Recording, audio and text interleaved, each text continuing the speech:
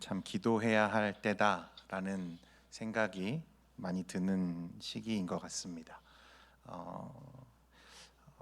참 먼 곳이지만 전쟁의 소식이 끊기지 않고 또 그 전쟁의 소식으로 인해 온 세계가 두려움에 떨고 있고, 또 우리 교회도 굉장히 중요한 변화의 어떤 시점에 서 있는 것 같이 느껴집니다. 이제 새로운 담임 목사님을 청빙하는 과정 중에 있는데 우리가 이럴 때일수록 기도하며 준비해야겠다라는 생각이 들고, 이것을 위해서 담임 목사님께서 기도를 선포하고 또 교역자들에게 먼저 기도에 참여할 것을 요청하고 계시거든요. 그리고 뿐만 아니라 우리 모든 성도님들과 우리가 한 마음이 되기 위해서 같이 깨어 기도해야 할 때가 아닌가, 그런 생각이 듭니다.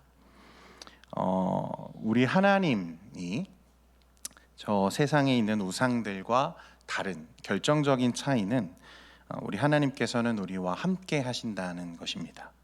여러분, 이게 얼마나 감사한 일인지 사실 그 의미를 우리가 잘 모를 때가 많은데, 쉽게 말하면 우리 하나님은 우리와 가까이 계시고 우리와 인격적으로 교제하시며 소통하신다는 거예요.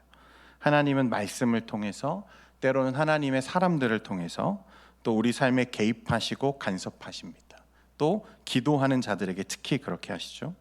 그래서 하나님을 믿고 사는 것이, 그 믿음의 의미를 바르게 이해하고 있는 사람들에게는 이게 얼마나 큰 복인지 모릅니다. 그러나 아마 이런 말을 들어도 별 감흥이 없는 그런 분들도 분명 계실 거예요. 아, 그렇군요 정도일까요?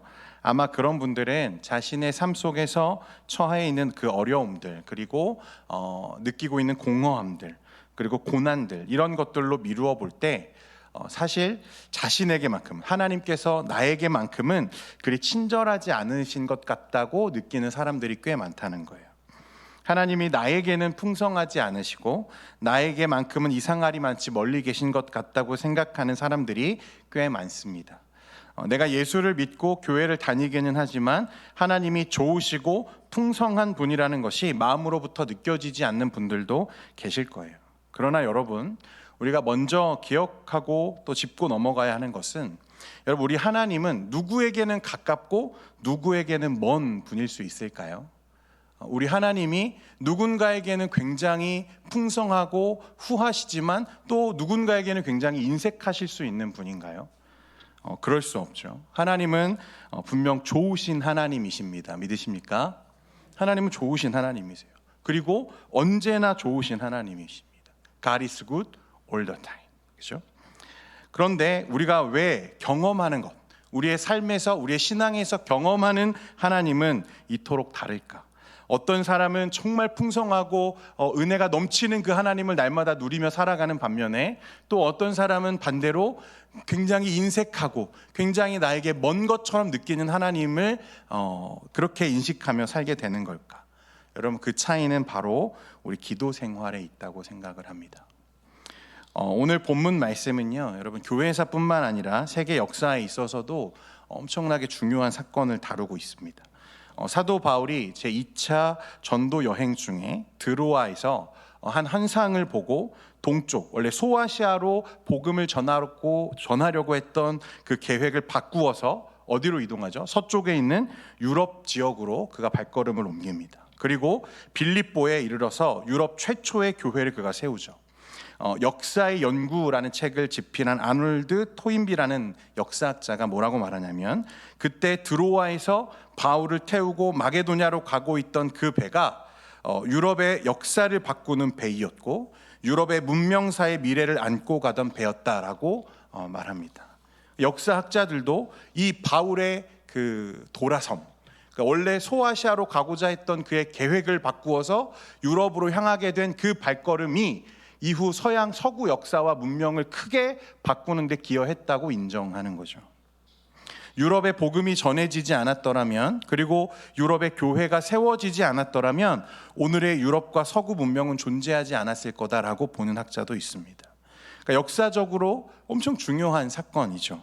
그런데 이렇게 중요한 사건이지만 사도 바울 개인에게 있어서는 사실 좀 혼란스러운 상황이었던 것 같아요.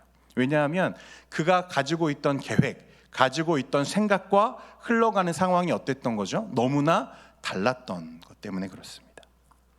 우리가 명심하고 또 한 가지 깊이 새겨야 되는 한 가지 사실이 있는데, 이사야 55장 8절과 9절 말씀인데요. 우리 스크린 보시고 함께 같이 읽겠습니다. 시작. 이는 내 생각이 너희의 생각과 다르며 내 길은 너희의 길과 다름이라. 여호와의 말씀이라. 이는 하늘이 땅보다 높음같이 내 길은 너희의 길보다 높으며. 여러분, 우리가 왜 살아계신 하나님, 좋으신 하나님을 경험하지 못하는가? 그것은 이 말씀을 우리가 정확하게 붙들고 있지 않기 때문에 그렇습니다. 우리가 원하는 바, 우리의 문제들, 우리의 어려움들, 우리의 고난을 내가 원하는 대로 들어주시는 하나님만 어떤 하나님이라고 생각하죠? 좋은 하나님, 좋으신 하나님. 우리에게 좋으신 하나님은 그런 하나님인 거죠. 그런데 말씀에 보면 뭐라고 말씀하시죠? 내 생각이 너희의 생각과 어떻다? 다르다. 내 길이 너희의 길과 다르다고 말씀하세요. 사도 바울은 2차 전도 여행을 떠나면서 나름대로 좋은 계획을 세웠어요. 여행을 떠나면서 그 목적이 뭐였냐면 1차 전도 여행 때 본인이 세웠던 교회들을 다시 한번 방문해서 그들을 격려하고 또 말씀 위에 견고하게 세우면서 또 만약에 허락이 된다면 소아시아 지역까지, 더 넓은 지역까지 나아가서 복음을 전하고자 하는 게 바울의 소원이었고 소망이었습니다. 여러분, 겉으로 보기에 이 계획들, 여러분 문제가 있습니까? 없습니까? 전혀 문제가 없죠. 문제가 아니라 얼마나 좋은 계획입니까? 하나님께서 팍팍 지원해 주실 것 같은 계획 아닙니까? 저만 그렇게. 그러나 사람이 세운 좋은 계획이라고 하더라도 여러분, 그것이 다 하나님의 계획은 아니라는 거죠.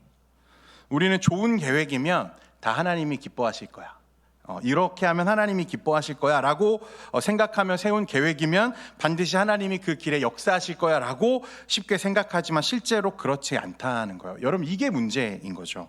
하나님의 생각은 우리의 생각과 너무너무 다를 때가 많다는 것입니다. 오늘 말씀에 보면 이 사실들이 더 명확해지죠. 여러분 잘 아시는 것처럼 1차 전도 여행 때 바울이 얼마나 많이 고생했습니까? 바울과 함께한 전도자들이 복음을 전하러 가는 그 길에 얼마나 많은 고생과 역경이 있었습니까? 정말 죽을 고생했죠. 굶기도 많이 굶고 매도 맞고 거절도 당하고 배척당하는 건 당연한 일이고, 이런 어려움들이 있었지만 희한하게도 하나님이 계속해서 어떻게 하시죠? 전도의 문을 열어주세요. 그래서 막막하고 두렵지만 막상 전도를 나가면 문이 열리는 거죠. 복음을 전해야 할 사람들을 만나게 하시고 복음의 열매를 맺게 되는 거예요. 교회가 세워지고, 그래서 그곳에 복음의 열매가 풍성하게 맺히는 것들을 볼 때 힘들었지만 바울은 어떻게 고백하는 것입니까? 하나님이 이렇게 하셨구나 라고 고백할 수밖에 없었던 거예요. 그래서 이제 그런 1차 전도 여행을 생각하면서 내가 다시 한번 하나님의 복음을 가지고 전하러 가야겠다. 2차 전도 여행을 그렇게 떠나려고 하는데 이번에는 어떻습니까? 전도하려고 하는 길마다 어떻게 되는 거죠? 다 막히기 시작하는 거예요. 어떤 어려움이 있었는지 구체적으로 기록에 남아있지는 않습니다만, 눈이 왔는지 아니면 산사태가 났는지 모르겠습니다. 어떤 풍랑이 불었는지, 아시아 지역으로 그가 전도하려고 가며 발걸음을 옮기기만 하면 그 길이 전부 계속 막히는 것을 보면서 사도 바울과 실라 그리고 함께한 디모데가 이상하다, 왜 이러지? 왜 이렇게 계속해서 걸음이 막히는 거지? 지금까지 전도하면서 굶기도 하고 추위에 떨기도 하고 돌에 맞기도 하고 하면서 그런 어려움이 있었지만 기도하면 막힌 길도 열리면서 전도의 문이 열려 왔었는데, 그래서 그런 것들을 보면서 그래, 수고한다, 더 열심히 전도해라, 하나님이 꼭 자신들을 위로하는 것 같고 격려하는 것 같아서 힘내서 전도를 할 수 있었는데, 지금은 어떤 거죠? 시원하게 뚫려있던 길도 계속해서 막히는 거예요. 그러니까 어떻게 말할 수밖에 없는 거죠? 하나님이, 성령이 이 길을 막으시나 보다. 그래서 6절 말씀에 보면 성령이 아시아에서 말씀을 전하지 못하게 하시거늘, 말씀을 전하지 못하게 하셨다라고 말씀합니다. 여러분, 세상에 누가 상상이나 했겠습니까? 성령님이 말씀을 전하지 못하게 방해하신다, 사도 바울의 길을 막으신다. 바울은 상상도 하지 못했을 거예요. 하나님의 말씀을 전하러 가는 그 길을 하나님이 막으신다라는 것은 바울조차도 예상하지 못했다는 것입니다. 여러분, 이게 중요해요. 나의 뜻이 곧 하나님의 뜻은 아니라는 것.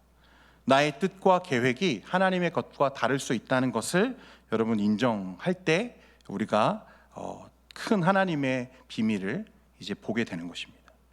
그래서 갈 수 없는 비두니아로 가는 길을 포기하고 갈 수 있는 길로 가다 보니 드로아라는 성에 이르게 됩니다. 사도 바울은 그 드로아에서 답답한 심경에 우리 길이 왜 막혔을까? 하나님의 뜻은 과연 어디에 있는가? 이때 우리가 주목해야 할 게 바로 이 사도 바울의 기도이죠.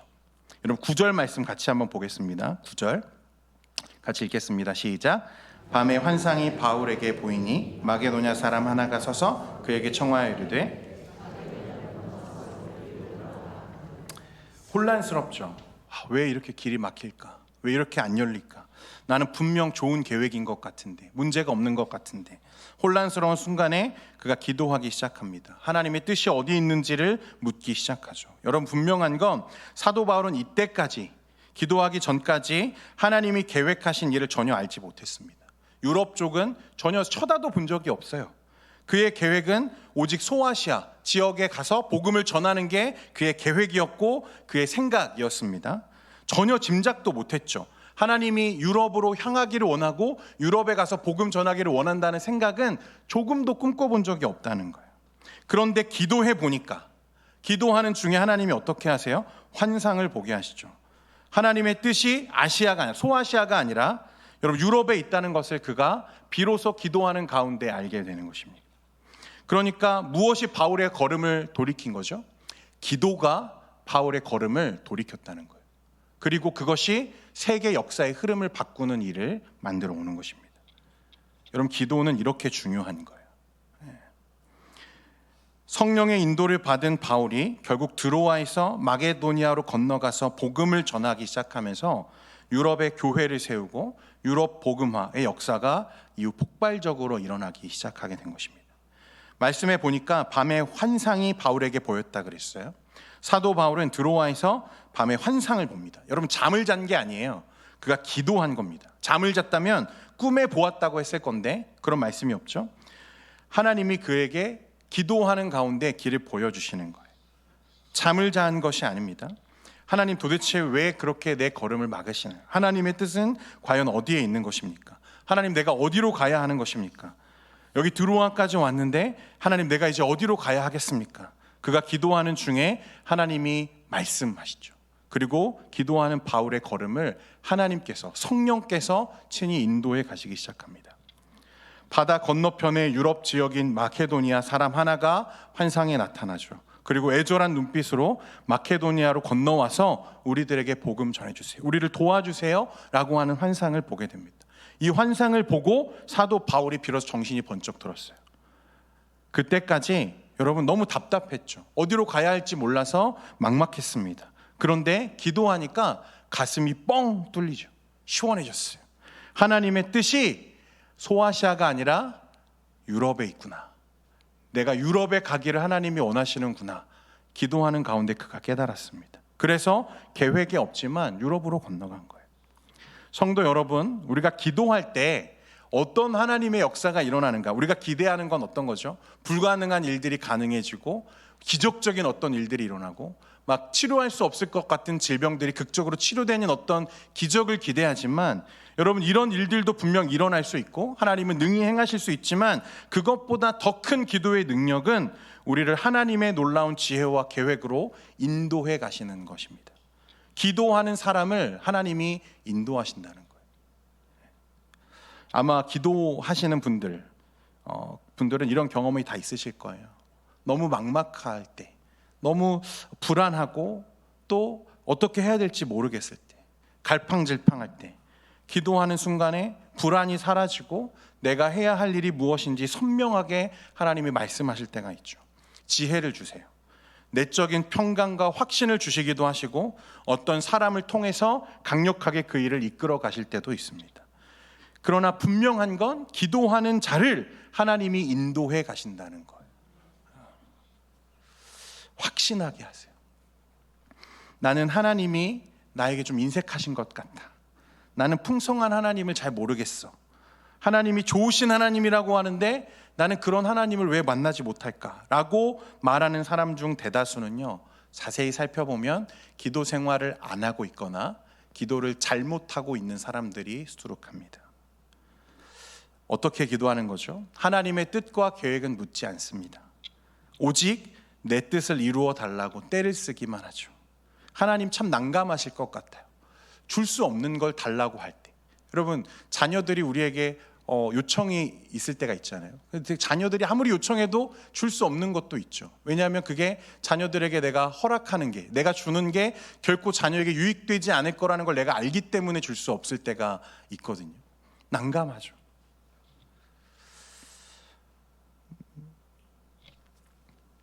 기도하는 사람들, 진짜 기도하는 사람들은요, 여러분, 하나님의 응답이 침묵이라 할지라도 그것이 하나님의 뜻이라는 확신이 있으면 감사로 받습니다. 내가 생각한 것과 전혀 다른 응답이더라도 하나님의 뜻에 순종하기 시작합니다. 여러분, 이걸 뒤집어서 생각해 보면요, 기도하지 않는 사람이 하나님의 뜻대로 살 수 있는가? 여러분, 이건 불가능한 일이죠. 기도하지 않는 것은, 기도를 포기하는 것은 내가 하나님 없이도 살 수 있다고 선언하는 것과 마찬가지입니다. 사도 바울이 이제 마게도냐에 도착했어요. 하나님이 이끄셨죠. 그러나 또다시 막막해집니다. 말씀해 보니까 하나님이 이끄셨는데, 하나님이 이끄셔서 이곳에 왔는데 그러면 하나님이 순조롭게 그 모든 이후의 일들을 다 책임져 주시고 바울을 누군가 막 환영해 주면서 바울을 맞아줄 것 같은데, 도착해 보니 그런 사람들이 없어요. 바울을 맞아주는 사람이 없습니다. 며칠이 지나도 아무런 일도 없어요. 어떻게 생각했을까요? 내가 잘 본 게 맞을까? 하나님이 그때 보여준 환상이 진짜 하나님이 나에게 보여주신 게 맞을까? 내가 잠자다가 잘못 본 거 아닐까? 그런 생각을 하게 됐겠죠. 혼란스러운 거예요. 그러나 바울이 다시 무엇합니까? 기도합니다. 11절부터 13절까지 말씀 우리 같이 보겠습니다. 시작. 우리가 드로아에서 배로 떠나 사모드라게로 직행하여 이튿날 네아폴리로 가고 거기서 빌립보에 이르니 이는 마게도냐 지방의 첫 성이요 또 로마의 식민지라. 이 성에서 수일을 유하다가 안식일에 우리가 기도할 곳이 있을까 하여 문 밖 강가에 나가 거기 앉아서 모인 여자들에게 말하는데, 바울이 다시 이제 기도하기 시작합니다. 하나님, 오긴 왔는데 이제 어떻게 해야 됩니까? 다시 묻기 시작하죠. 기도하러 가는 중에 누구를 만나게 하시냐면 이 루디아라고 하는 여자를 만나게 하세요. 옷감 장사였는데 그녀가 마음을 열고 바울이 전하는 예수 그리스도를 영접하며, 루디아의 집은 나중에 여러분 어떻게 되죠? 유럽 최초의 교회 빌립보 교회가 시작되는 곳이 바로 이 루디아의 집입니다. 그러니까 하나님의 일하심은 이런 거죠. 우리는 알 수 없어요. 우리는 어디로 가야 하는지 몰라요. 누구를 만나야 할지 몰라요. 그러나 기도하는 가운데 하나님이 그를 인도하시고 다시 기도하는 가운데 누구를 만나야 할지를 알게 하시죠. 이게 하나님의 역사라는 거예요. 그렇기 때문에 여러분, 하나님의 인도하심은 늘 우리가 생각하는 것과 같지 않다는 것을 늘 염두에 두고 있어야 됩니다. 그래서 바울은요, 어떻게 될지 모르니까 모든 사역에 앞서서 먼저 뭐 하는 거예요? 기도하는 거예요. 기도하러 시작하고 기도로 마치는 것입니다. 하나님보다 결코 앞서지 않겠다는 그의 의지가 그의 사역 곳곳에서 우리가 흔적들을 발견할 수 있죠. 자, 그런데 여러분, 우리가 한 가지 더 살펴봐야 되는 거, 놀라운 사실이 뭐냐면 바울이 이제 전도 여행을 가고 이제 하나님이 이끄시는 그 전도 여행, 성령께서 그들을 인도해 가시죠. 그러면 매사에 평탄하고 순조롭기만 했는가? 여러분, 전혀 그렇지 않다는 거예요. 16절 말씀 같이 한번 읽겠습니다. 시작. 우리가 기도하는 곳에 가다가 점치는 귀신 들린 여종 하나를 만나니 점으로 그 주인들에게 큰 이익을 주는 자라. 사도 바울이 기도하러 가다가요, 점치는 귀신 들린 여종 하나를 고쳐주고 귀신을 쫓아냈습니다. 근데 이게 어떤 문제가 되냐면 그 여인으로, 귀신 들린 여인으로 점을 치며 수입을 내던 그 주인이 누구를 고소하죠? 바울을 고소한 거죠. 그래서 그는 붙잡혀서 매를 맞고 감옥에 갇혔어요. 하나님이 이끄시는 길인데 위기가 있고 고난이 있죠. 여러분, 이것들이 실제로 우리 삶에 일어나면요, 여러분 이해가 안 되는 거예요. 아니, 어떻게 하나님 나에게 이곳으로 가라고 하셨는데, 하나님 나를 인도하셨는데 어떻게 이런 고난이 있을 수 있지? 우리가 무너지는 순간이 그런 순간들 아닙니까? 그런데 여러분, 기억해야 되는 것은 하나님이 인도하시는 길은 평탄하냐 평탄하지 않느냐로 판단되는 것이 아니라는 거예요. 여러분, 이 점에서 많이 오해를 해요. 왜 더 많은 성도들이 하나님을, 살아계신 하나님, 복을 주시는 하나님, 풍성하신 하나님, 자상하시고 친절하신 하나님으로 경험하지 못하는가? 그건 하나님의 길을 판단하는 기준을 잘못 가지고 있기 때문에 그렇습니다. 평탄하면 하나님의 길인 줄 알아요. 잘 되면 그것이 하나님의 뜻이라고 착각합니다. 여러분, 그거 아니라는 거예요.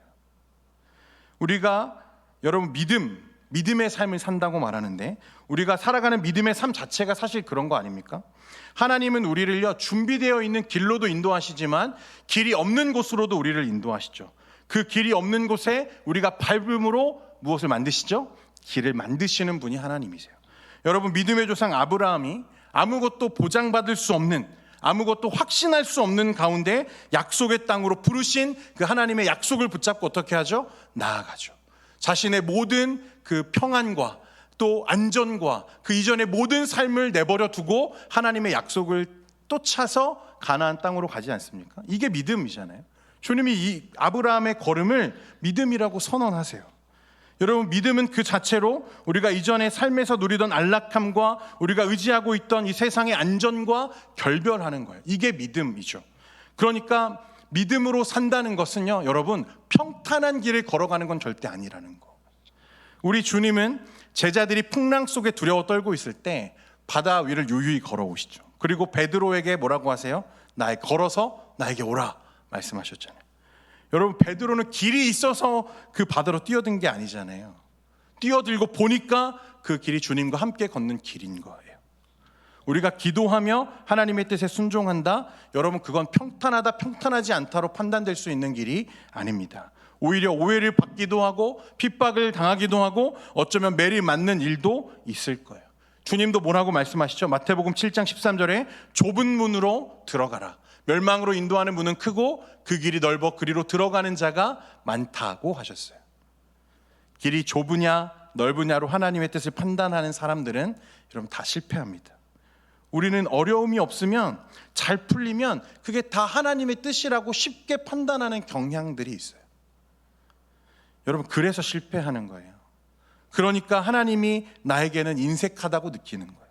그러니까 하나님이 나에게는 그만큼 친절하지 않으시다고 여기게 되는 거죠. 내 길이, 내 삶이 평탄하지 않은. 그러나 여러분, 때로는 그 평탄하지 않음이 하나님이 우리를 위한 극진한 사랑일 수도 있다는 것을 기억하시기 바랍니다. 빌립보 감옥에서 사도 바울은 또 혼란스러워졌어요. 이게 왜 이럴까? 열심히 기도하고 복음 전한 것밖에는 내가 잘못한 게 없는 것 같은데 왜 여기까지 와서 감옥에 갇혀야 했을까? 이해할 길이 없죠. 여러분, 그럴 때가 얼마나 많습니까? 하나님의 계획이 깨달아지지 않는 거죠. 보이지 않습니다. 하나님이 이제 어떻게 해야 됩니까? 그때 바울이 할 수 있는 일은 무엇입니까?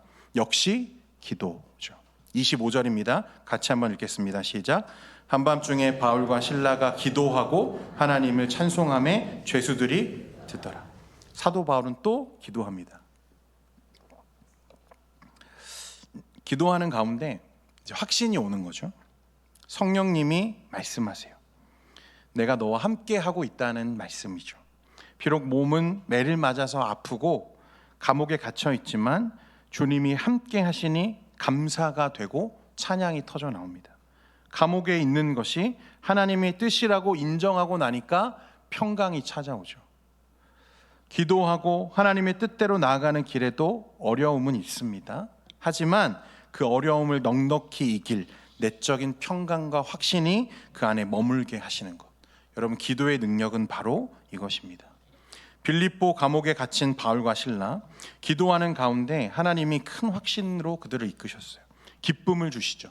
그 옥고를 수용하기 시작합니다. 그런데 그 순간 어떤 일이 일어나죠, 여러분? 옥문이 열리고 착고가 터지는, 그래서 그들을 구속하던 모든 것들이 사라지는 일이 벌어집니다. 자, 여러분, 그런 일이 생기면 어떻게 해야 되죠? 나를 구속하던 모든 것들이 사라졌어요. 옥문이 열렸어요. 나를 옥죄고 있던 착고가 풀렸습니다. 어떻게 해야 됩니까? 냉큼 튀어야죠, 여러분. 그죠? 당연한 거죠. 그런데 그것을 보면서 옥문을 지키던 병사들이 뭐라고 말합니까? 이제 망했구나. 나는 이제 죽었구나.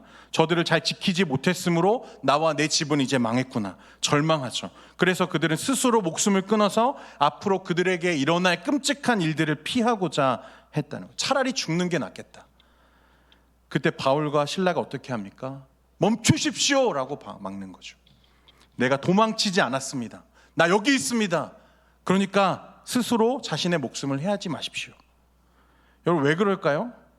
감옥에 있는 것이 하나님의 뜻이라는 응답을 받았기 때문에 옥문이 열려도 그 자리에 있는 거예요. 이 감옥에서 하나님이 나로 하여금 만나게 할 사람이 있다는 사실을 그들이 인식했기 때문에 그들은 옥문이 열려도 도망가지 않는 거죠.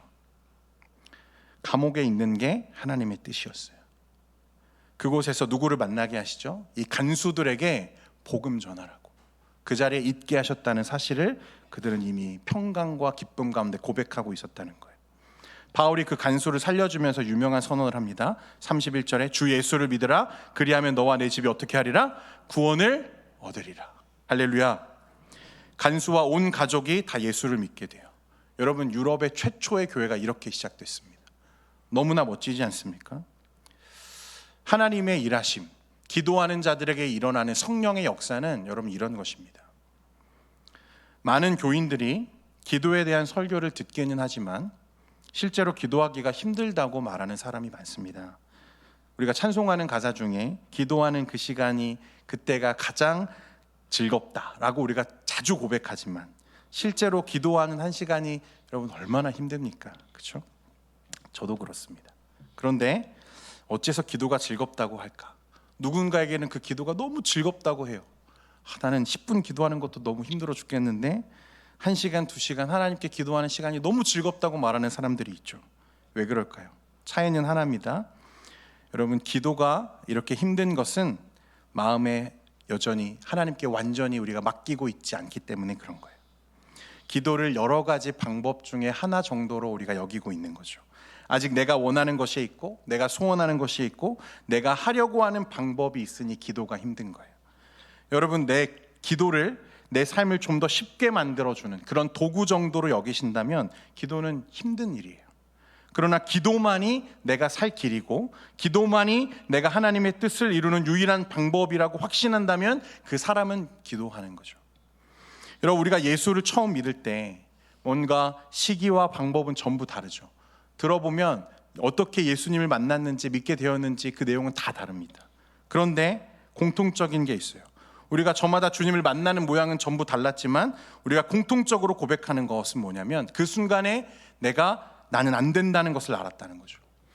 나는 아무런 가망이 없다는 것을 인정하고 주님 앞에 내 모든 것을 맡기기로 내가 결정했다는 것. 그 순간이 우리가 주님을 만나는 그 순간이었죠. 그게 믿음의 시작 아닙니까? 그러니까 기도는 이런 믿음의 반응인 거죠. 주님께 나의 모든 결정을 맡기겠다고 내가 비로소 나의 처지를 인식하고 이해하는 것. 그게 믿음이라면 기도는 그런 믿는 자가 하나님께 드리는 온전한 반응인 것입니다. 그런데 여러분, 우리는 여전히 어떻습니까?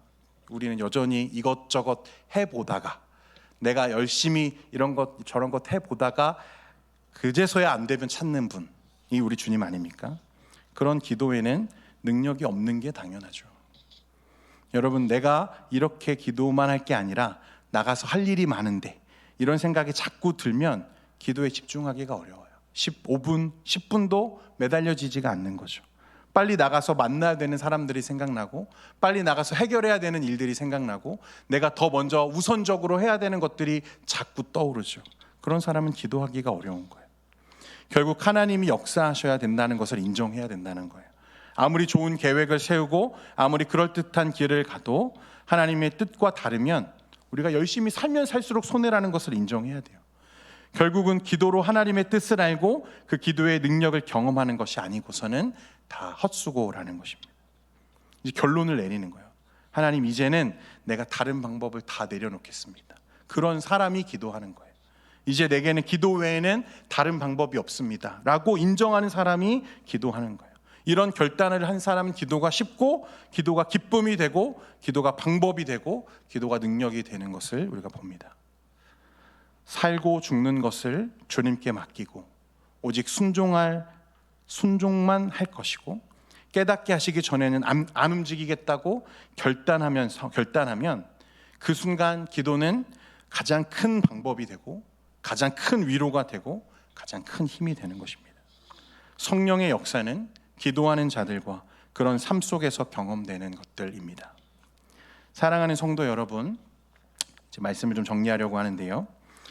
우리 교회는 정말 중요한 변화를 이제 앞두고 있습니다. 새로운 후임 목사님을 청빙하는 과정이 이제 거의 막바지에 이르렀고, 이제 단 2명의 후보를 두고 투표를 해야 되는 과정만 남았습니다. 아래 이제 붙어 있는 포스터들을 여러분 유심히 아마 살펴보셨을 텐데 마음에 결정하셨습니까, 여러분? 보시기에 누가 과연 정말 우리 교회에 하나님이 계획하신 사람일까? 여러분 판단이 되십니까? 물론 아직 설교를 우리가 듣진 않았습니다만, 이제 2 후보 목사님이 오셔서 설교를 하실 텐데, 여러분들 마음속에 나는 설교 잘하는 사람을 뽑아야지 라고 생각하고 계신가요? 아니야, 설교는 그냥 들어줄만 하면 되지 뭐, 얼굴이 잘생긴 게 최고야 라고 생각하십니까? 뭐니 해도 사람 됨됨이가 돼야지 라고 생각하세요? 제 생각에는 2분 모두 훌륭한 목사님들이신 것 같아요. 공부도 많이 하셨고 사역 경험도 충분합니다. 그럼에도 불구하고 우리는 정말 누가 하나님의 인도하심인지, 여러분 계획인지 알 수 없죠. 그럼 뭐 해야 됩니까? 기도해야겠죠. 네. 왜요, 여러분? 기도하는 자를 하나님이 이끄시기 때문에 그렇습니다. 우리가 그렇기 때문에 기도하는 거예요. 여러분, 설교는 한번 잘할 수 있습니다. 하지만 여러분, 그게 하나님의 뜻이라고 우리가 확정할 수는 없죠. 그러면 우리는 이제 하나님의 뜻을 구하는 기도밖에 남지 않았다는 거예요. 우리 인기 투표하려는 거 아니잖아요, 여러분. 그죠? 누가 더 잘생겼는지, 누가 더 설교 잘하는지 그거 가리는 여러분 선거하는 거 아니잖아요. 과연 하나님이 우리에게 예비하신 다음 목회자, 담임 목사가 누구일까? 여러분, 하나님의 뜻을 구하는 기도가 간절히 필요한 시점이라는 것입니다. 그리고 기도해야 하는 이유는 우리가 기도할 때 하나님이 기도하는 사람들의 발걸음을 선하게 인도하신다고 믿기 때문에 그렇습니다. 기도하면 우리의 발걸음을 인도하세요. 그리고 하나님의 평강을 우리 마음에 주시죠. 우리의 마음이 하나님의 뜻에 순종하고 그 모든 결과 안에서 더 큰 일을 이루실 하나님을 기대할 수 있도록 하나님은 우리의 마음을 이끌어 가십니다. 이 일로 우리의 마음이 나뉘어지지 않아야 하고 모두가 기뻐하며 순종하는 하나의 역사로 우리가 이루어 가기를 원합니다. 그러니 당연히 기도해야죠.